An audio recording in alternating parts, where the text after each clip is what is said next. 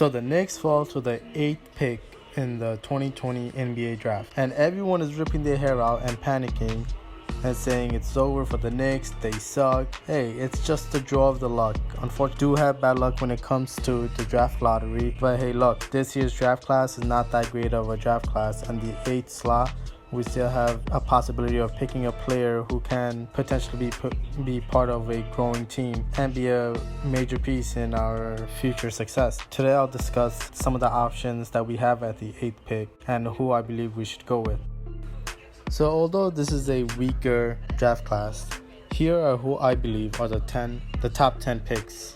So let's cross out some of the players that we know will not fall to the Knicks in the 8th slot. We can take away Anthony Edwards, James Wiseman, LaMelo Ball, and Denny Avdija, who you all know are the top 4 players in this draft and will be taken with probably the top 4 selection, definitely the top 5 picks. So then we're left with Obi Toppin, Tyrese Haliburton, Killian Hayes, Devin Vassell, Isaac Okoro, and Onyeka Okongwu. But not everyone on this list is somebody that the Knicks need. For example, we can get rid of Onyeka Okongwu. We already have Mitchell Robinson, so we do not need a player like Onyeka, although he is a good prospect. So now we're left with Tyrese Haliburton, Obi Toppin, Killian Hayes, Devin Vassell, and Isaac Okoro. So I'm going to discuss the top 3 players from this group that the Knicks should draft with the 8th slot. Starting with number 1, the Knicks should target Killian Hayes. I doubt Killian Hayes will fall to us in the 8th slot because Detroit has the pick right above us at number 7 and they're very high on Killian Hayes. But if Killian Hayes were to fall to us, he should be the number 1 player that we should pick with the number 8 slot.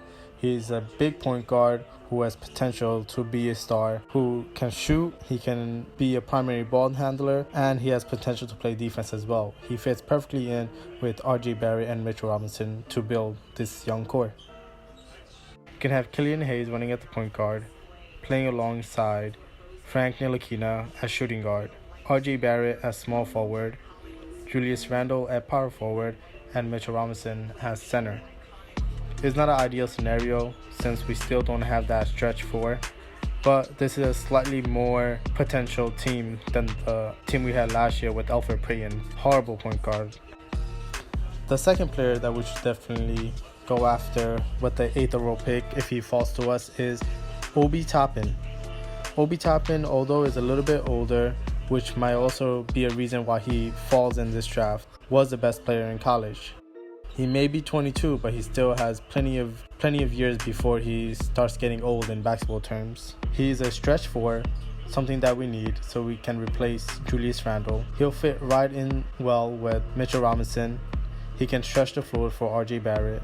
And he has athleticism and shot creating ability to be a big piece in a future contending team. The potential lineup if we get Obi Toppin is pretty promising as well. We can have Frank Ntilikina as our starting point guard. He deserves a chance. With Reggie Bullock as our shooting guard, RJ Barrett as small forward, Obi Toppin as power forward, and Mitchell Robinson as center.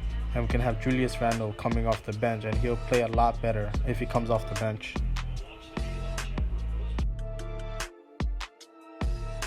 And the third player that I believe the Knicks should go after, who I am recently very high on, is Devin Vassell.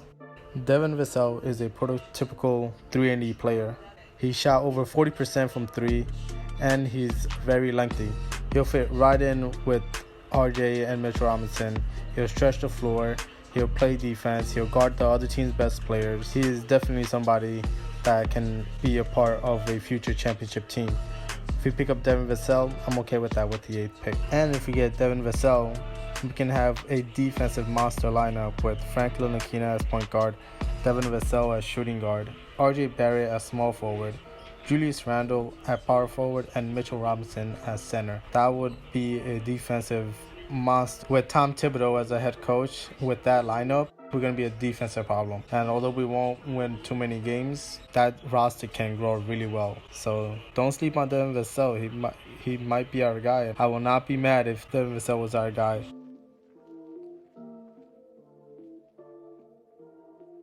I also want to give honorable mention to Isaac Okoro, as I think he has a lot of potential. He is probably the best wing defender in this draft class, so he's also somebody that I wouldn't mind having at the 8th pick.